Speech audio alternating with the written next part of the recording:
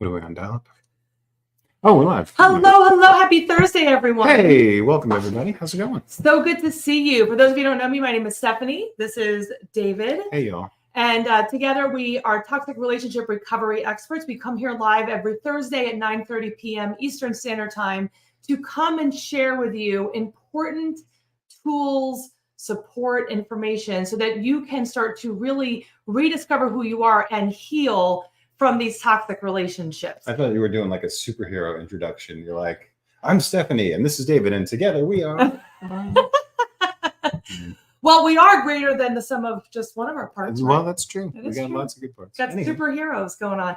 So for those of you, this is your first time coming on, we love interaction. In fact, I'm going to be pretty much leading this conversation today. So what I really like to see when I lead is lots of interactions from the audience. So the more you comment, the more I see pop up, the more not only invigorated do I get, but also I see what you're asking. And a lot of times I can kind of weave that into whatever it is that I'm talking about.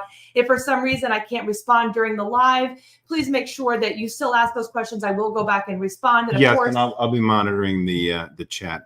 And of course, for anybody who's watching this as a replay, just make sure that you tag David and I to make sure that we see any comments that you make so that we can respond to them. Yes, please do. 100%. All right. So awesome. Okay. So today's conversation is going to be talking about hyper independence. So what I'm going to ask you to do before we dive into all of this, I'm just going to ask you a few questions and I want you to write down your answers. So they're going to be yes or no. And just want to see you, start interacting. Yeah. If they're hyper independent though, they could probably figure it out.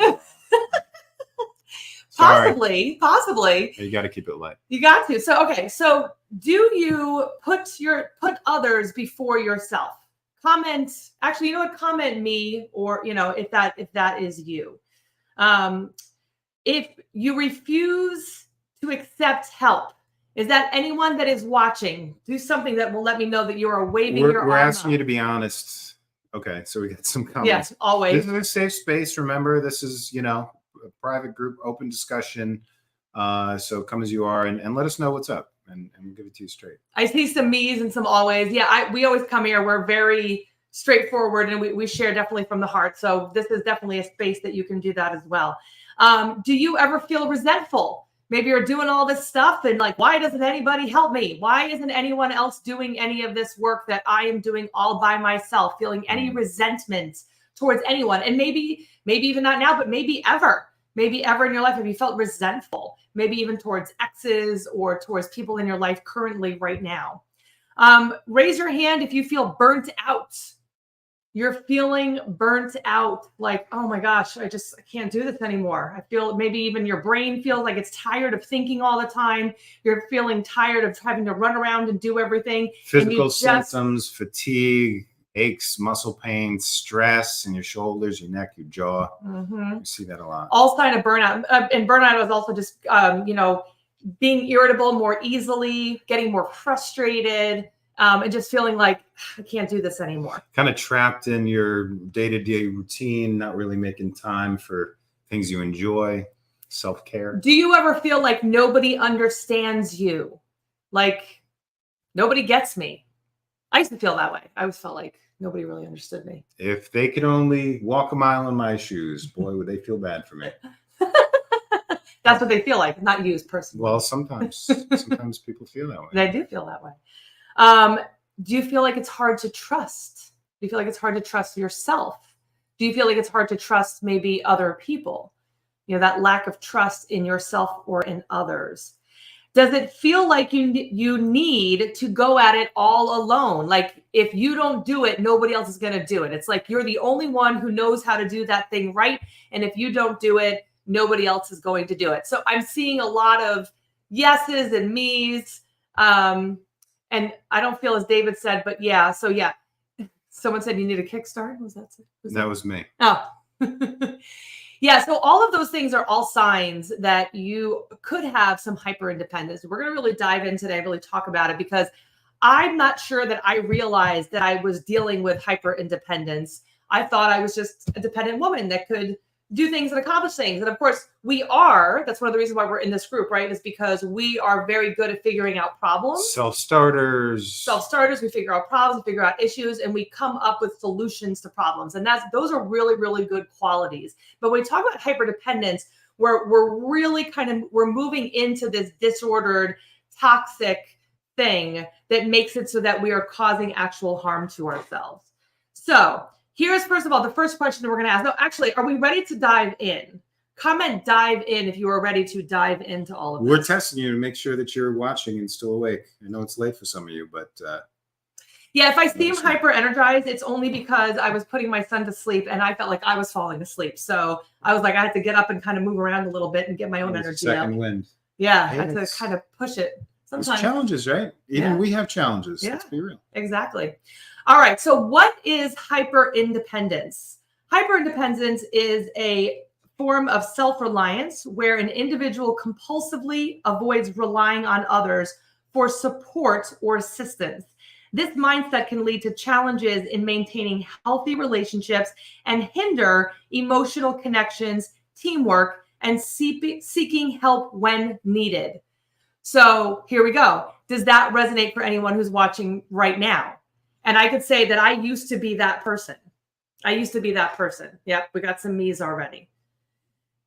The weird thing is that sometimes the universe, God, whatever you call your higher self, whatever that is for you, when we don't listen to the examples that are given to us by those higher, the higher selves, then we will start to get lessons that are more and more difficult and less easy to avoid listening to.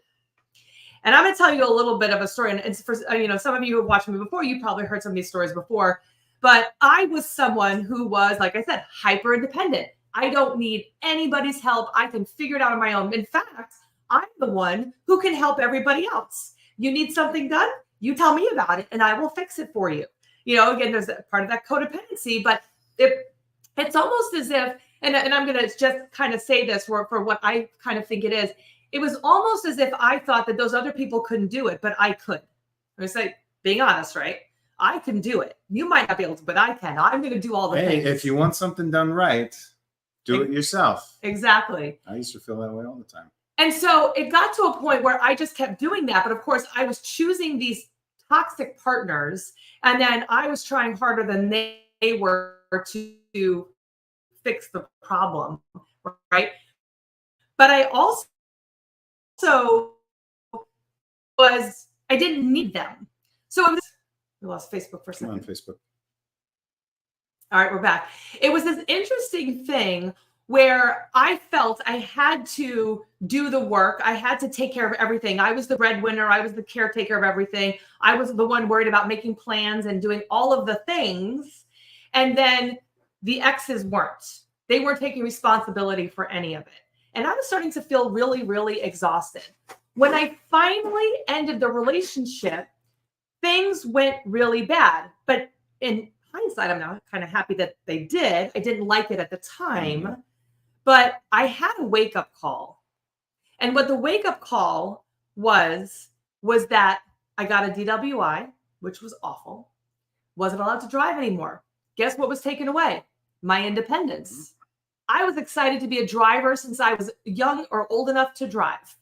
I was so excited to have that freedom to be able to go wherever I wanted, doing whatever I wanted. I lost that. My grandmother passed away. I couldn't go to the funeral because I had a DWI and they weren't letting me leave the country. So again, the independence was taken away. My freedoms were taken away. Then I got a blood clot. Blood clot, you're not allowed to pick up heavy things because they're afraid of the blood clot breaking off and going into your lungs or brain. So I wasn't allowed to pick up anything heavy. Now, I'm someone who has, for as long as I can remember, has worked out 5 or 6 days a week. I take those 50-pound bags of dog food. I don't need it. That some guy offers to pick it up for me. I'm like, I don't need you. I got it. Throw it on my shoulder, carry it around. Mm-hmm. And here I was, all of a sudden, I couldn't pick that up. I had 2 dogs. How was I going to get dog food? How was I going to do that? And these things kept happening. Then I got dumped and I ghosted specifically, which just made everything worse. Couldn't get out of bed. Felt really terrible. And then I sprained my ankle. And the spraining my ankle is when I finally was like, okay, I get it. I can't do all this on my own. I don't know what I'm doing. And I finally heard that voice that said to me, you need to be your own knight in shining armor. You are the one who's responsible for your healing. And that didn't mean that I needed to keep doing what I was doing, because obviously what I was doing wasn't working. There you go.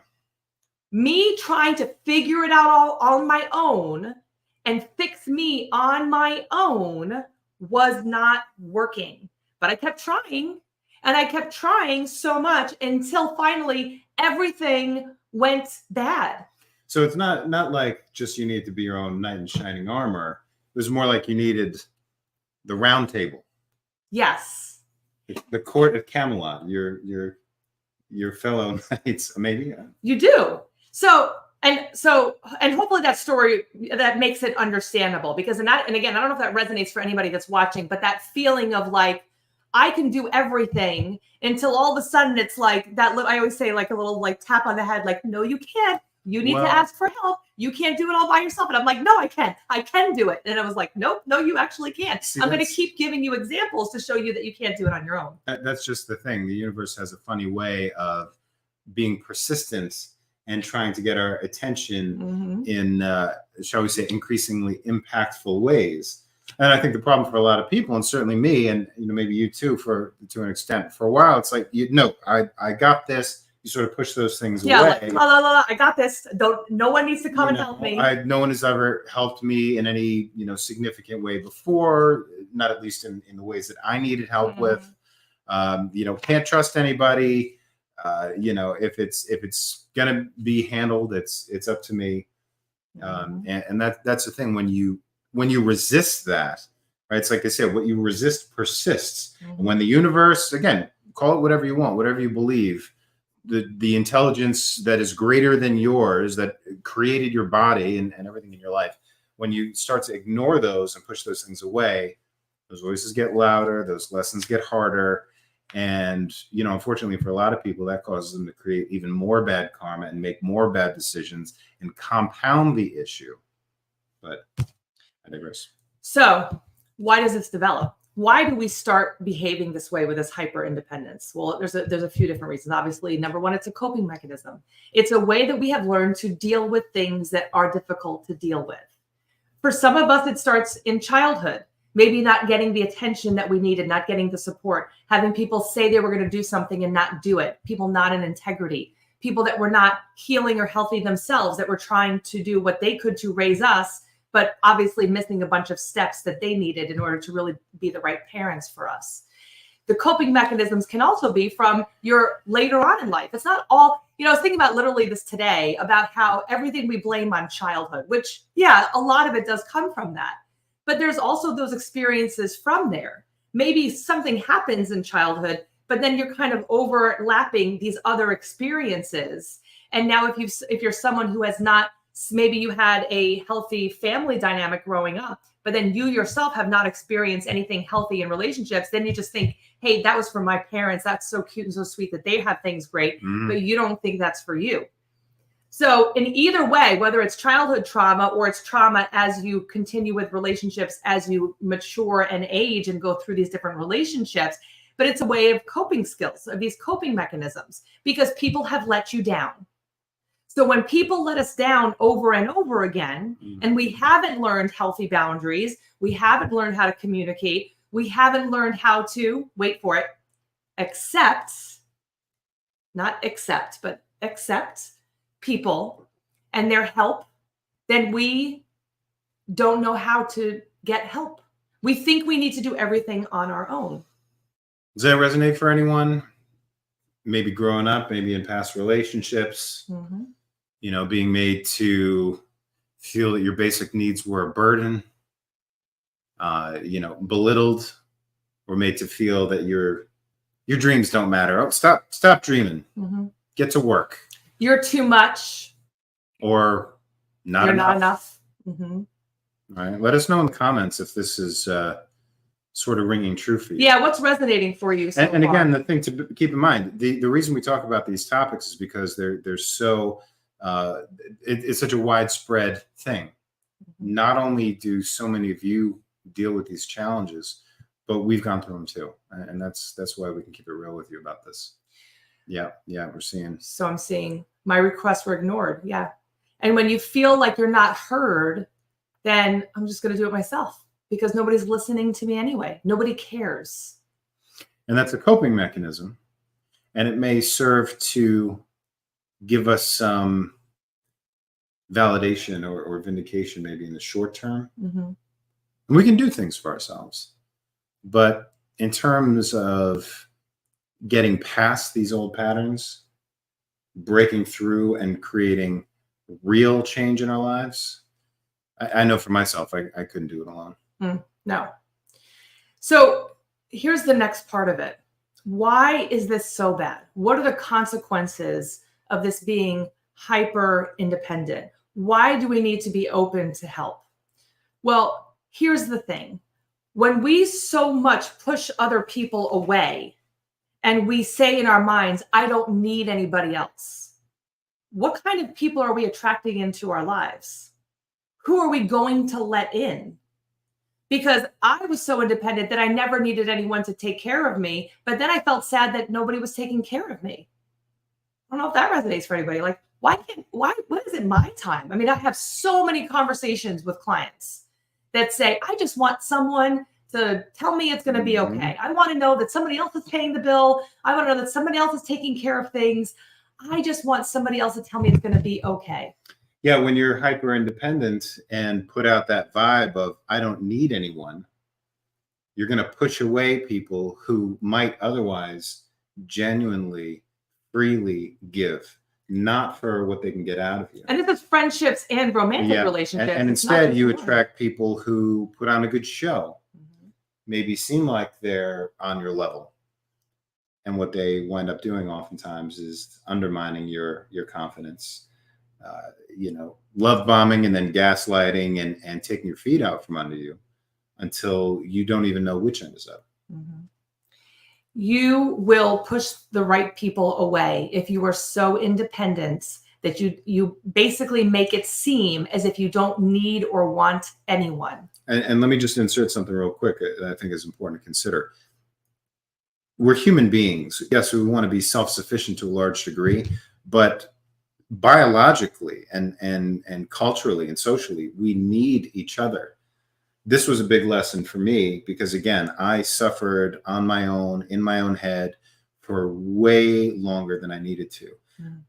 Admitting to the fact that you need help and accepting that help is not weakness. Mm. And I'll say that twice. It's not weakness to ask for help. In fact, it's a sign of strength because we're all in this together. And I know for a lot of you, it doesn't seem that way. The world, other people mostly seem adversarial. If they show you any attention, it's because they've got ulterior motives. I get that. And a lot of times that's what gets us into these patterns and this conditioning to believe that it's us against the world. But just because your past history dictates that does not mean that that's how everyone is and that that's what your future needs to be like. So here's just another little story here. If you think, there's that, as I was a former coach, like for high school sports, I actually was assistant coaching high school sports. And they would say, if you want to go fast, you can go at it alone. But if you want to get there, what is it more effective? If you want to go far, you go together. Right.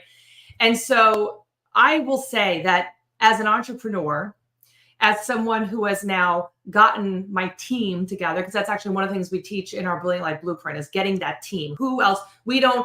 I don't rely all of my needs on David. Like if I'm stressed out about things, it doesn't all get on David, right? I have my group of people. I have my friends. I have the things that I like to do. He's part of that team, but he's not all of my team.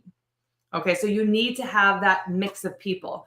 But going through this with clients and with as being an entrepreneur, you find that there are things that you're really good at. There's some amazing things that you right now are really, really good at. And with your job, with your business, with your career, I bet you're very specialized in whatever it is that you're doing because you're very good at that. Now, I am really good at helping people heal from toxic relationships. I'm not that good at computers and technical stuff. But guess what? David is. so he can help me with that. We're not very good with like advertising. We have people that do that for us. Now, I want to add to the story too. I met the owner of Monster Energy Drink, and I always find this to be a really interesting story because it really just showcases how people that are successful do not go at it alone. I met the owner of Monster Energy Drink. I went to his house at a barbecue. It was a beautiful place on the beach in California, and he wanted to barbecue for everybody. And he barbecued, and when he was done, he was like, he tried to take the grease pan out from underneath and was holding it and saying, I don't know what to do with it. A grease pan. I mean, let's take some ideas. Probably bring it to the sink. Like, just was standing there. I don't know what to do. Somebody help me. That's literally what he said. And I thought to myself, wow, this multimillionaire doesn't know what to do with a grease pan. But you know what he's really good at? Getting people to help him, because I immediately wanted to help him. I wanted to help him figure it out. And that's what he'd created his empire with. He didn't know how to do all of the things, but he was really good at figuring out who was going to be good at helping him get his idea into a reality. And that's where we see results. When we're getting out of our own head, realizing the things that we are not so great at, and we are getting the help from other people. When we are allowing ourselves to be emotionally open, not closed off. We have boundaries, but that doesn't mean we're closed off to people, but we are open. I hear a lot of people say, well, you know, the reason why I've had these bad relationships is because I'm just too nice. Well, I'm nice. I talk to everybody. I go out. I'm a super extrovert. I like to go out. I talk to everybody. I have no problem talking to anybody, but I don't get taken advantage of because I am not allowing that to happen. So it's not because you're nice. It's because you have poor boundaries. So I don't want you to think that you need to go to the extreme of, I don't need anybody's help and nobody needs to be around me, because you're missing out on all of the beauty of somebody else getting the opportunity to help you too. Because here's one last thought, and then I wanted to ask David a question. If you find a partner who is okay with you doing everything, and they are not there to step it up and help, cooking, cleaning, children, making money, doing all of the things that need to be done for being a functioning human being, if you make it out that you need to do everything, I don't think you get to be angry at them for not doing anything. I mean, I don't know. Tell me what you think. But if you are making it so that it's, you know, no, you're folding the laundry wrong. No, you're doing this wrong. No, you're doing that wrong. Who would want to help you with that anymore? So that hyper independence is going to keep you from finding an actual partner. You're not going to find an actual partner. You're going to continue to find people who are the takers. They are the ones who are going to take all of those things you're so freely giving, and you are going to get drained. You're going to be exhausted. You're going to get burnt out, and you're going to get really frustrated that nobody's helping you. And you're going to be feeling like you're doing it all on your own, because you are, but because you created that environment for it to be that way. And I'd love to hear your thoughts about that. Well, I don't know. I mean, what comes to mind for me is the whole idea about boundaries. And again, for me personally, I think vulnerability is a key ingredient to a deeply satisfying relationship. And for a lot of us, being vulnerable feels like a weakness. It feels like a flaw. Because in the instances in the past when we've been vulnerable, put ourselves out there, put our heart on the line, we've been hurt. And so as a consequence of that, a lot of people feel like they got to put up boundaries. And by that, they're thinking like 100-foot high stone walls with guns in the parapets. And the problem is that it just walls people off. And again, it's understandable that they do that as a coping mechanism. I did that for a long time. Couldn't tell me shit, couldn't get near me. But it really does, it puts out a vibe that repels people that would create a safe space for you to actually be vulnerable. And again, I think inevitably leads to burnout. There needs to be a space where we can feel safe, where we don't need to have our guard up, where we don't feel like we have to do it all, where we can let go of our need to control, And I think it's especially important because I think control is largely an illusion. We don't hold all the cards. We don't pull the levers that make the universe work. And so far as we think that we do, we wind up just getting frustrated and disappointed and confused and hopeless. There's a principle I think that we need to become open to. And again, we don't tend to go too far down like the religious or spiritual rabbit hole here, but there is an intelligence that guides everything. I love the expression that says the same intelligence that created the body heals the body. And I also believe that same intelligence is at the core of how the road rises up to meet you. Your conscious mind is the one that feels like, it judges results. This situation was bad. I got to do everything I can to keep that from happening again. So we try to control outcomes. We try to manipulate. We try to bullshit ourselves and, convince ourselves, oh, that's not possible, or this is possible, and figure out how it's all going to work.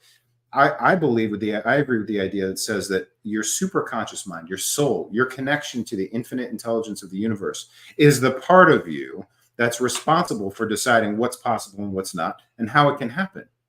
Consciously, all you need to get clear on is your desired life experience, your preferred experience. And when you start to think about it, it's not about all the things. You want what all those things are going to bring you, peace of mind. So you need to be vulnerable. You need to realize that you don't control everything. You can't. You shouldn't. And who would want to? That's so much freaking stress. Like, is anybody here just feeling like chronically stressed? Like, even as good as you think you're doing in handling all the things, being hyper independent, I don't need any. Like, I mean, aren't you kind of getting worn down to the nubs? This is a time where when you realize, like, okay, this is not sustainable. You got to become open to magic. And I, for one, believe that miracles happen through us.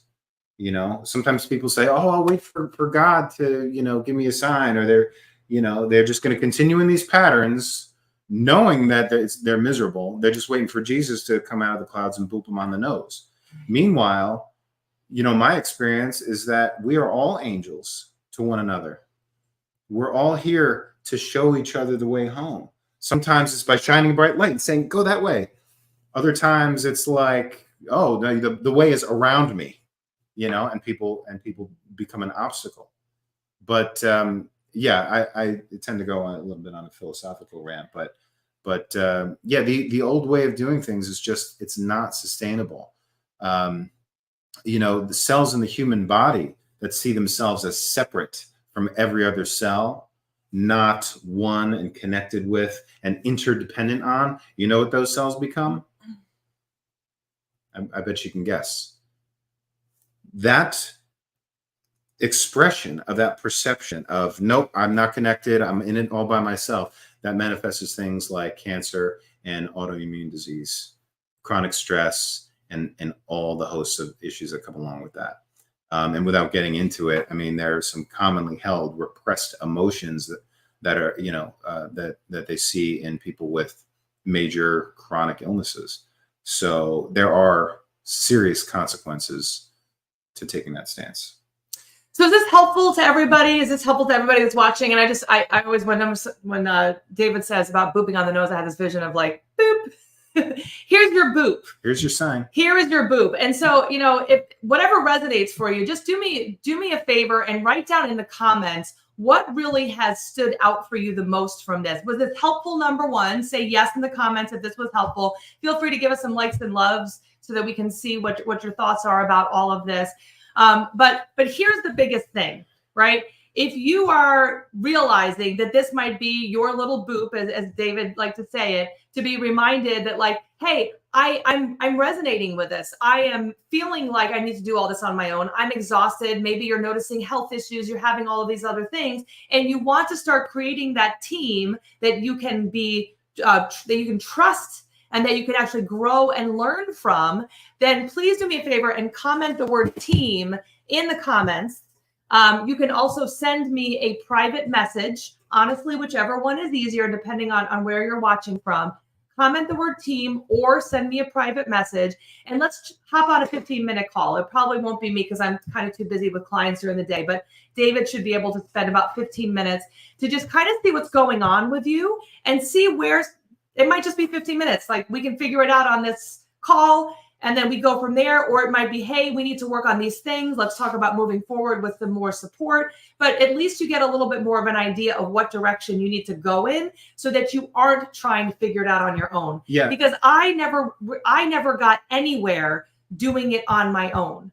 When I was doing it on my own, it was taking me a really long time, and I was not doing a great job at it when it came to healing, when it came to trying to figure out how to run an online business, when all of the different things. Doing it on my own has always been easier. And the great, wonderful thing that I experienced of learning that I needed to create a team and get help, and that I couldn't and shouldn't do it on my own, also allowed so that I was able to be open to David when he showed up. Because he was some of the things I was looking for, but until I had done the work, I don't even think I would have accepted some of the great, wonderful things that he was looking to readily, easily give to me in support of me. Yeah, and I just want to say this for anyone who's resonating with this message, feeling like, okay, you've been going through the motions for months, probably years or longer, and you're starting to maybe get that sense that, okay, yeah, maybe what they're saying is true. I can't go it alone. Whether you wind up talking with us or not, I recommend that you talk with someone who doesn't need anything from you, someone without an ulterior motive. Our passion, and for those of you who are watching, have been with us for a long time, you know that our passion is creating a safe, non-judgmental space where you can come and be yourself. We have paid coaching programs. Some of our clients, current and former, are watching. But our interest is in giving you the space to start to make those shifts. And so, yeah, whether you wind up chatting with us or not, definitely talk to somebody who has the ability to give you that space to hear you and reflect back to you what it is that you really need. And it's worth it, because I knew that I couldn't do it on my own. Got the right help and was able to finally comfortably open up, and made all the difference. So I want to make sure that when I leave this, where this was a great conversation, please comment. I see some comments for team, awesome job, some thank yous. I'm going to leave you with this. I'm not a guru. I do not know. I am not this all-knowing person that things have always been easy. And, I always share the stories that I've experienced and my difficulties and my frustrations. But I am now at a place where I can help other people because I did the work and I got the support. And now I get to use that information, my biggest pains, to help you to heal and get there quickly. But again, we get to move through that as we ask for help, and then we get to move forward and we get to go back and help the other people that are still there, that are still stuck. So thank you, everybody, for tuning in today. As always, we love spending time with you on Thursdays and hanging out with you for this time. If you're watching this as a replay, make sure that you comment, and you can tag David and I to make sure that we see it. We will be able to go back and respond to any questions. And again, you can comment the word team or send me a private message. Have a wonderful rest of your night. And never forget, you are way stronger than you realize.